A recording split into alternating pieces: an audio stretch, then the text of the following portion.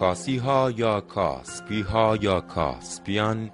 یکی از کهن‌ترین و بزرگترین اقوام ناحیه مازندران و گیلان باستان به شمار می آمدند که همزمان به مناطق باختری و شمال باختری ایران مهاجرت کردند و تمدنی بزرگ آفریدند.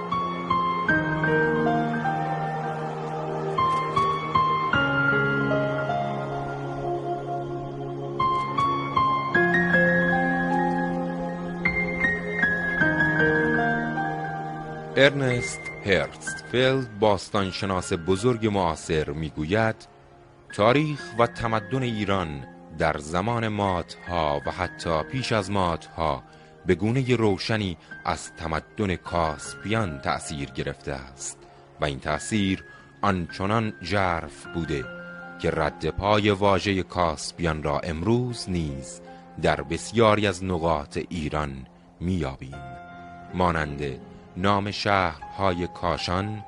قزوین و از همه مهمتر نام دریای شمال ایران که در همه جای جهان آن را با نام ایرانی کاسپیان میشناسند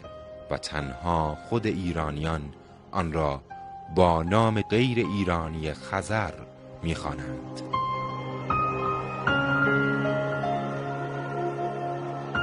در حالی که خزران قومی بیگانه، فاقد تمدن و ستیزجو بودند و حتی به دور از دریای کاسپیان زندگی می‌کردند. نام خزر برای دریای شمال ایران نخستین بار در دوران حکومت بنی امیه بر این دریا نهاده شد و بعدها در دوران قاجار و زمان اشغال ایران توسط قدرت‌های بیگانه و برخلاف عرف جهانی نام دریای خزر به جای دریای کاسپیان رواج داده شد تا حقوق تاریخی ایران بر این دریا ناچیز جلوه کند و از آن زمان تا کنون این نام جعلی کاملا در میان مردم ایران جا افتاده است. درباره قوم باستانی کاسپیان هنری لوکاس در کتاب تاریخ تمدن خود میگوید کاسپیان از اقوام کهن و قدرتمند ایرانی به شمار می آمدند که پس از مهاجرت از کرانه‌های جنوبی دریای کاسپیان یعنی ناحیه مازندران و گیلان باستان در بخش‌های دیگر ایران که امروزه آذربایجان،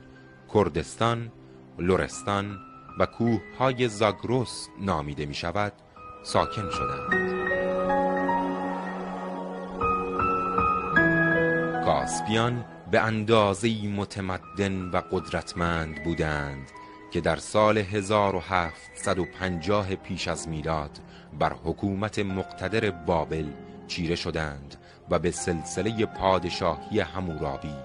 پایان دادند. از جمله دستاوردهای تمدن کهن کاسپیان در ایران رواج دادن کشاورزی،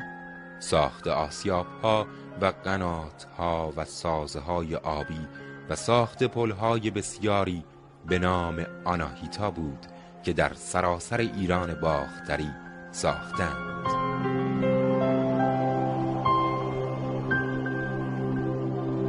همچنین بنای پرشکوه و شگفت‌انگیز زیگورات چغازنبیل در خوزستان که توسط یونسکو به عنوان یکی از میراث‌های جهانی به ثبت رسیده است،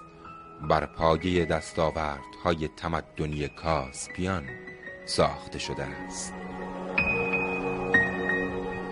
کاسپیان حتی توانستند انحراف 23 درجه‌ای مدار زمین در گردش به دور خورشید را